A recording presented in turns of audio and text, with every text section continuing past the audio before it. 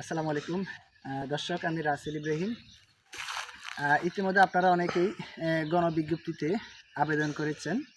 তা আমি দেখতে পাচ্ছি বিভিন্ন গ্রুপে আপনাদের অনেকের চয়েস লিস্টে যেটা পাসটে দিয়েছেন সেটাগুলো চলে গেছে সবার শেষে, এবং পাশাপাশি অনেকের চয়েস লিস্টে একটা স্কুলের নামও দেখা যাচ্ছে না। ভাই, যেহেতু গণবিজ্ঞপ্তির সাথে আপনার কেরিয়ার সংশ্লিষ্ট, আপনার জীবন সংশ্লিষ্ট, তাহলে আপনি যদি না জানেন তাহলে এই আবেদনটা আপনি কেন করেন? যারা এখনও করেননি আমি তাদেরকে অনুরোধ করব, আপনারা সংশ্লিষ্ট কোনো অভিজ্ঞ কম্পিউটারের দোকানে যান এবং 200-300 টাকা খরচ করে আবেদন করুন। একটা অন্তত চিন্তামুক্ত থাকুন।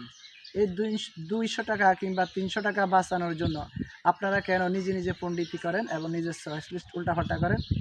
যেখানে দেখেছেন চয়েস লিস্টে ঠিকঠাক মতো স্কুলের নাম বা শিক্ষা প্রতিষ্ঠানের নাম আসেনি, তারপর আপনারা দেখা যায় সাথে সাথে টাকা পরিশোধ করে দিচ্ছেন, সেটা আরেক ধরনের ভুল।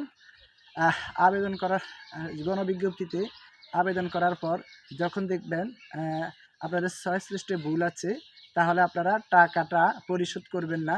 কারণ টাকা পরিশোধ না করলে 72 ঘন্টা পর আবার অটোমেটিক সেই আবেদনটা বাতিল হয়ে যায় এবং আপনারা পুনরায় আবেদন করতে পারবেন। সো এখনও যারা আবেদন করেছেন কিন্তু ভুল টাকা পরিশোধ করেননি, আমি আপনাদেরকে অনুরোধ করব, আপনারা 72 ঘন্টা অপেক্ষা করুন, পরবর্তীতে আপনারা আবেদন করুন এবং এবং পরবর্তীতে অভিজ্ঞ কারো মাধ্যমে আবেদন করুন।